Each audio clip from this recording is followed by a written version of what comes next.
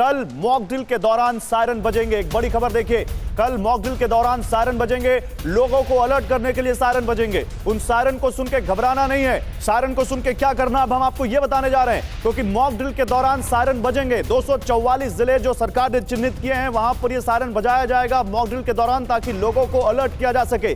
लेकिन सायरन बजता क्यों है, सायरन बजने के पीछे का आखिर मकसद क्या है, और सायरन जब बजे तो हम आम नागरिकों को क्या करना चाहिए, इसी पर हमें बात करनी है। आइए जल्दी से मैं आपको बताता हूं, 7 मई के दिन जब सायरन बजेगा, कहां लगाया जाता है सायरन? प्रशासनिक भवनों में, पुलिस मुख्यालय में, फायर स्टेशन में, भीड़ भाड़ वाले इलाकों में, इन सब जगहों पर ये सायरन लगे होंगे। हो सकता है आप इनमें से किसी एक जगह हो। और सायरन की आवाज कितनी होती है? 2 से 5 किलोमीटर तक इस सायरन की आवाज सुनाई दे सकती है। 120 से 140 डेसिबल की आवाज संभव है। सायरन बजा तो क्या करें? सुरक्षित जगहों पर जाएं।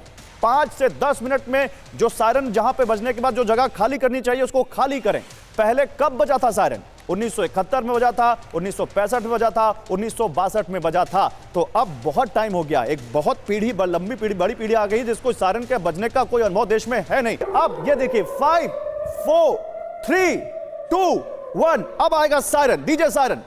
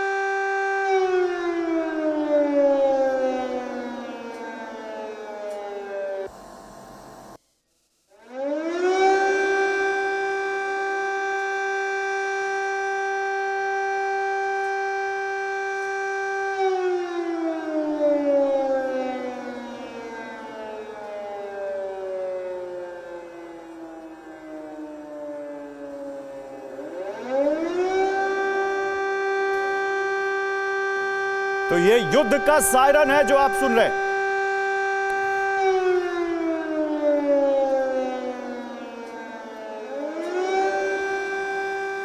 तो ये युद्ध का सायरन है। मॉक ड्रिल ऑन है, डेमो चल रहा है मॉक ड्रिल का। ये मॉक ड्रिल नहीं हो रही है, मॉक ड्रिल का डेमो हम आपको दिखा रहे हैं। अब इसको बंद करते हैं। 5 4 3 2 1 अब इस सायरन को बंद कीजिए, लाइट्स ऑन कीजिए, और अपने एक्सपर्ट से हम बात करते हैं। कर्नल शैलेंद्र से यहां पर अब बात करेंगे। कर्नल शैलेंद्र, सायरन बजा, एक तस्वीर हमने दिखाई। इजराइल में तो लोगों को पता है, उनको तो आर्मी की ट्रेनिंग दी जाती है, उनको मालूम है सायरन बजेगा तो हमारे लिए यहाँ सरकार ने क्या व्यवस्था कर रखी है। फर्ज कीजिए दिल्ली में सायरन बज जाता है किसी भीड़ भाड़ वाले बाजार में, या ये लोग जो जहां से भी हैं, दिल्ली, लखनऊ, या जो हमें स्क्रीन के उस पार जो लोग हमें देश भर में कहीं से भी देख रहे हैं, अगर उनके यहाँ सायरन बज जाता है तो क्या करें वो? और जय हिंद, नमस्कार। पहले तो मैं ये बता दूं कि ये सिविल डिफेंस नहीं है, ये सिविल ऑफेंस है।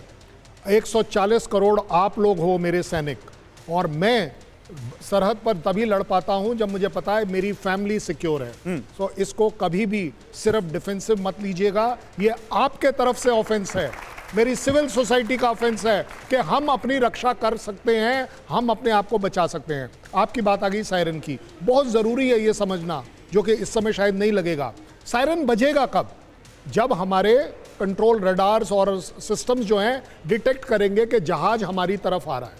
वो किस तरफ आ रहा है और कितना डायरेक्शन चेंज करता है वो एक अलग बात है, लेकिन जब सायरन बजा है तो आपके पास, जैसा बताया गया, 5 से 7 से 8 से 10 मिनट का टाइम है। इसलिए अगर एक एज अ ग्रुप एग्जांपल दें, हम बीच वाले लड़के को एकदम से जंप मारकर बाहर जाने की जरूरत नहीं है। आपके पास बहुत टाइम है। अगर आप वो जो इजराइल वाला देख रहे थे ना, 4 बच्चे भाग रहे थे लेकिन 2-3 पैदल भी चल रहे थे, वो समझदार हैं, क्योंकि आपका ये जैसे ही सायरन बजा, आपका पैनिक सेट नहीं होना चाहिए। घर जाइए, अपनी सोसाइटी में जाइए, बताइए, इस बात को बढ़ाइए कि सायरन बजने का मतलब पैनिक नहीं है। सायरन बजने का मतलब है कि जो मैं ऐसे ऐसे चल रहा था अब शायद मैं ऐसे ऐसे चल लूं। सिर्फ फर्क ये होने वाला, तो तेज चले, तेज चले, ऑब्वियसली। अब आप बताइए, एक बार फिर से दिखाइए, एक बार फिर से दिखाइए। मैं आपको बताता हूं, अब मैं इस जगह हूं और जैसे ही सायरन बजा, एक तरीका यह है कि मैं इसको गिराऊं और भाग लूं। ये नहीं करना है। क्यों? क्योंकि आप जब ये करोगे तो 4 लोग और जो हैं वो पैनिक में आते हैं, वो बड़ी बात है। लेकिन आपको मालूम है कि मुझे उस दरवाजे से निकलना है या मुझे उस दरवाजे से निकलना है, यही ड्रिल होती है। It comes naturally. अगर हम लेफ्ट वाले लोग हैं तो मैं इसकी तरफ जाऊंगा, ये देखिए, और राइट वाले जो चतुर्वेदी सर हैं वो उस तरफ जाएंगे क्योंकि उनको मालूम है कि गेट उस तरफ है। तो अगर ये वाले ब्लॉक को एग्जिट करना है यहां से, ये इधर से करे, वो उधर से, ये आपकी सोसाइटी में, आपके मॉल्स में आपको बताया जाएगा, सिखाया जाएगा।